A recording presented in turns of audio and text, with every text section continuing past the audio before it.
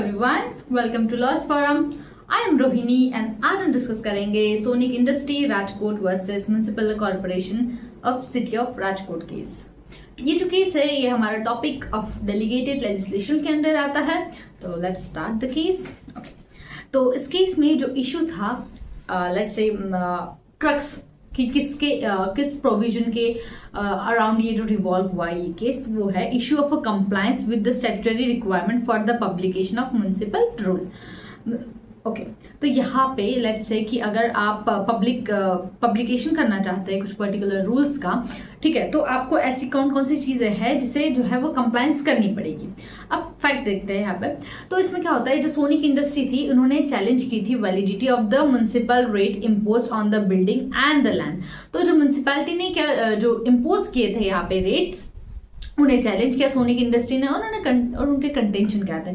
उनका कंटेंशन ये था कि जो रेलेवेंट रूल है were not duly published as mandated. तो उन्होंने बोला कि ये जो पर्टिकुलर जो कुछ रूल्स है जो मैंडेट किए गए उन्होंने वो पब्लिश ही नहीं किए करके, ठीक है। तो ये इनका कंटेंशन था।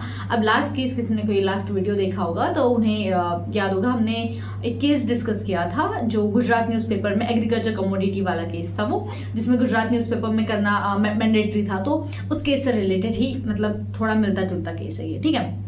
ओके, तो इस केस के वो केस मैंने बहुत डिटेल में डिस्कस किया था, ठीक है। तो अब इस केस के आई होप आपको फैक्ट समझ में आ गए होंगे। और एग्जाम में भी ना बहुत सारे स्टूडेंट्स का ना क्वेश्चन होता है कि एक पर्टिकुलर टॉपिक में ना इतने सारे केसेस है, कैसे लिखे, टाइम कम पड़ जाता है। तो अब आप ये देखिए, लेट्स से ये एक पेज है, ठीक है। अब आपको इसमें से अगर 50% भी याद रह जाता है ना एग्जाम में तो सफिशिएंट है। लेट्स से आपको केस का नाम याद रहेगा सोनिक इंडस्ट्री राजकोट, ठीक है। अब आप लिखिए फैक्ट, ये 3 लाइन में फैक्ट एक्सप्लेन कर दीजिए। जैसे मैंने आपको बताया कि सोनिक इंडस्ट्री थी भाई, उन्हें क्या दिक्कत थी कि जो म्युनिसिपल रेट इम्पोज किए गए थे बिल्डिंग और लैंड पे, तो उन्होंने बोला कि ये जो है ना मैंडेट था बट उन्होंने पब्लिश ही नहीं किया करके, जैसा मैंडेट था उस अकॉर्डिंग उन्होंने पब्लिश नहीं किया। 2 लाइन में आपके फैक्ट हो गए।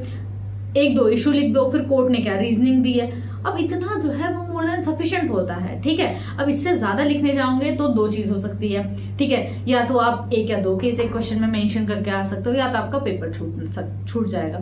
इससे बेटर है कि लिखो बट एक टाइम लिमिट के साथ लिखो, ठीक है।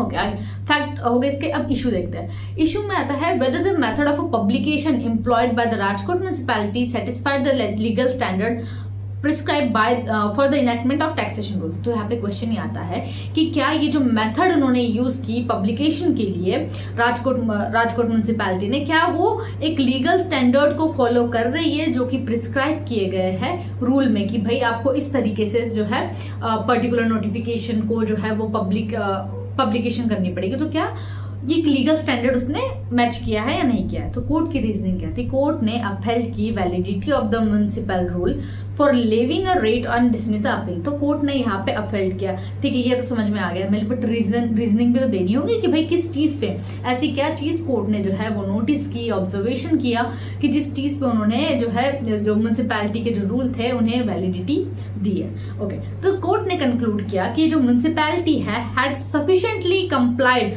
With the publication required under section 77। तो कोर्ट ने को ये दिखा कि जो म्युनिसिपैलिटी है उसने सफिशिएंटली कंप्लाई किया है पब्लिकेशन के साथ, जो जिस तरह से पब्लिकेशन करनी चाहिए थी। और उन्होंने बोला जो एसेंस ऑफ पब्लिकेशन है lies in making the rule accessible to those affected. तो यहाँ पे जो एसेंस था पब्लिकेशन का वो ये था कि जो भी पर्सन इससे अफेक्ट होने वाले हैं उन्हें ये रूल जो है एक्सेसिबल हो, ये एसेंस था।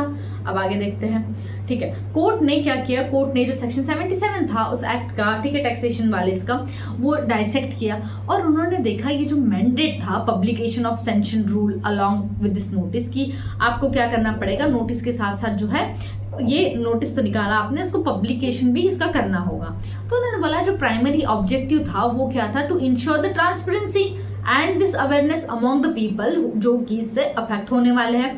तो सुप्रीम कोर्ट ने इंटरप्रेट किया पब्लिकेशन वर्ड को और उन्होंने बोला कि publication not as a rigid required to print the rule in a newspaper but as a broader obligation to make them accessible. तो उन्होंने बोला यहाँ पे जो पब्लिकेशन है वो इनके पर कोई रिजिड रिक्वायरमेंट अकॉर्डिंग जो एक्ट है यहाँ पे जो टैक्सेशन वाला, ठीक है, जिसके अंडर ये क्लेम करे, तो उसमें एक रिजिड रिक्वायरमेंट नहीं है, लेकिन एक ब्रॉडर कहीं ना कहीं ऑब्लिगेशन है कि वो क्या करे, उस पर्टिकुलर नोटिस को एक्सेसिबल बनाए लोगों तक, ठीक है। और इसके बाद उन्होंने क्या करा, डिसमिस कर दिया। तो ये छोटा सा केस है, बहुत सिंपल सा है। इसके लास्ट वाला केस भी मैंने बहुत डिटेल में किया था, इससे ज़्यादा हमें कुछ नहीं करना होता है अगर एग्जाम में भी याद रखना है तो, ठीक है। Thank you.